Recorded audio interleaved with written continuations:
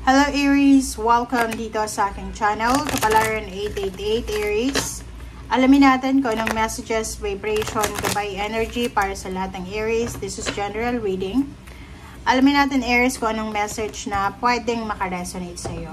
Okay? So maraming salamat sa mga Aries na doon, sa mga Aries na patuloy na sumusubaybay dito sa aking channel, and doon sa mga Aries na bago dito sa aking channel. Welcome guys sa inyong lahat. Okay, number 36-9, Distant Horizon. Comment down below if you resonated doon sa mga Aries. Aries. Okay.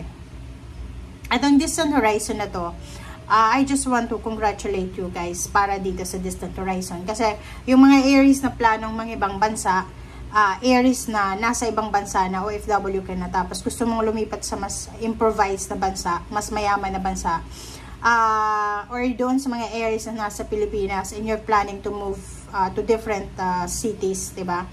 Or to move to different location or different job or company. Congratulations sa iyo kasi near to completion na to. Sooner or later, andito ka na sa sitwasyon na to. So ihanda mo ang sarili mo, prepare yourself. Kasi itong 36 na to, 9 na to, Distant Horizon, anumang changes, anumang relocation, anumang movement, progress, ang posibleng plano mong gawin, ay posibleng mangyayari ito sa'yo. And yung second card mo, resonated siya na sinasabi, believe in the impossible. Siguro yung iba sa inyo Aries, feeling yung imposible. Diba? Like for example, may gusto kang trabahong pasukan, or pwedeng company na gusto mong itry, but maybe kulang ka sa requirements, wala kang pinag-aralan, or maybe wala kang backup, or wala kang backer. But yun nga yung sabi sa'yo dito ng Blue Moon, believe in the impossible. So magtiwala ka, kasi lahat ng imposible ay magiging posible. So this is para siyang Wheel of Fortune na sinasabi, magtiwala tayo sa magic, sa mystery, kasi everything happens for a reason. Hindi mo alam kung anong mangyayari ngayon, bukas, or makalawa. Okay, thank you, Aries.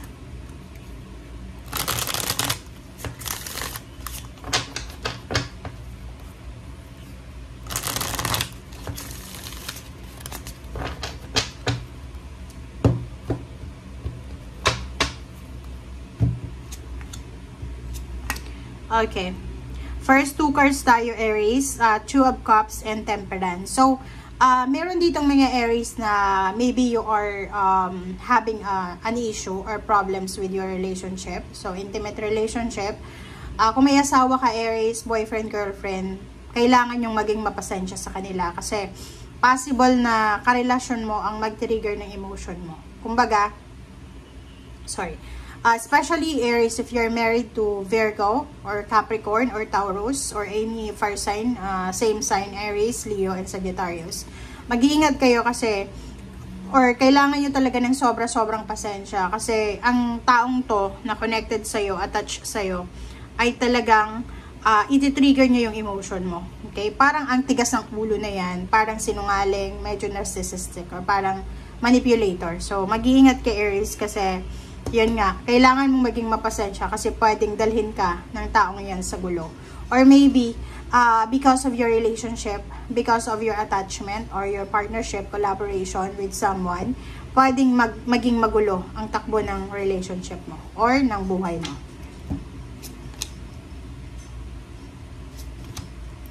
Okay, second two cards, Two of Swords and Page of Pentacles. So, meron ka Aries na plano. So, kung may plano ka na like may mga plano kang financial about sa future, about few days from now, sinasabi ng barahan na kailangan mong pag-isipang mabuti. Same with the Leo. Sabi ng barahan sa inyo, huwag tayong masyadong magpadalos-dalos sa mga decision making. Make sure na pag-isipan yung mabuti. I-weigh nyo yung mga bagay-bagay sa paligid nyo or sa harap nyo.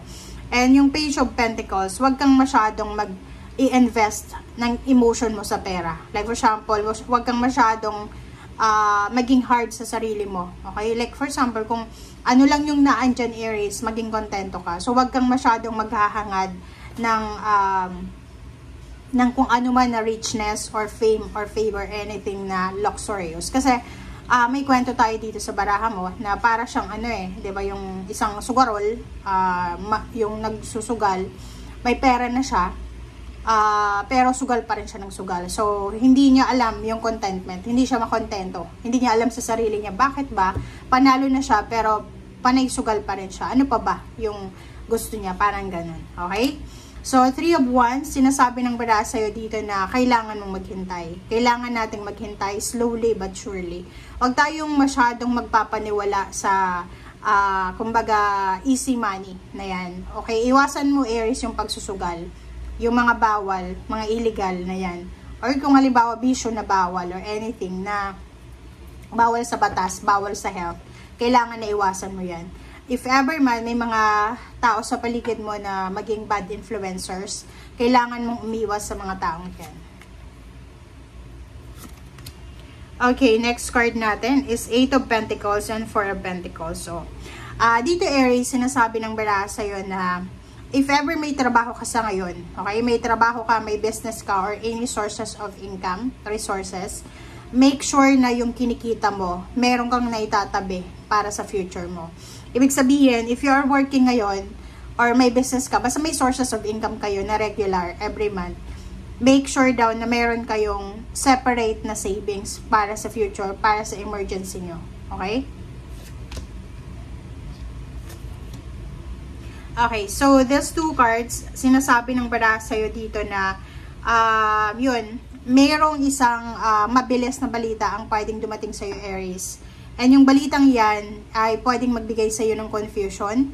Ang balitang yan ay pwedeng mag-trigger ng iyong emotion. Maybe yung balitang yan is, may mga Aries na, like, kung nasa long distance relationship kayo, it's either yung relationship mo ay nasa ibang bansa or nasa Pilipinas, maybe isa sa inyong dalawa ay possible may third party, diba? May, kung lalaki ka, pwedeng yung babae, yung karelasyon ng babae ay may ibang karelasyon, parang gano'n. So, maybe makatanggap ka ng balitang ganyan. So, yun nga sabi ko sa'yo dito, relationship ang pwedeng makatrigger ng emotion mo. Relationship sa ngayon, ang pwedeng makasira ng diskarte mo, ng mga plano mo sa buhay. So, maging patience ka. Okay, Ace of Wands. And Page of Cups. So, meron ditong Aries na, kung babae kang Aries, possible na may mga offers sa inyo ditong kasal. If single ka, okay, if single kang Aries, sinasabi na isang exciting na love offer na pwedeng mauwi sa kasal or sa engagement, ang pwedeng makuha mo. So, kung single ka, ayos lang, diba? Pero kung married ka, in a relationship ka, tapos may nag-o-offer sa'yo ng kasal or may nag-o-offer sa'yo ng attachment or collaboration, third party, ikaw nang may alam nun kung ano yung gagawin mo. Okay? Thank you guys for watching and see you again. Bye!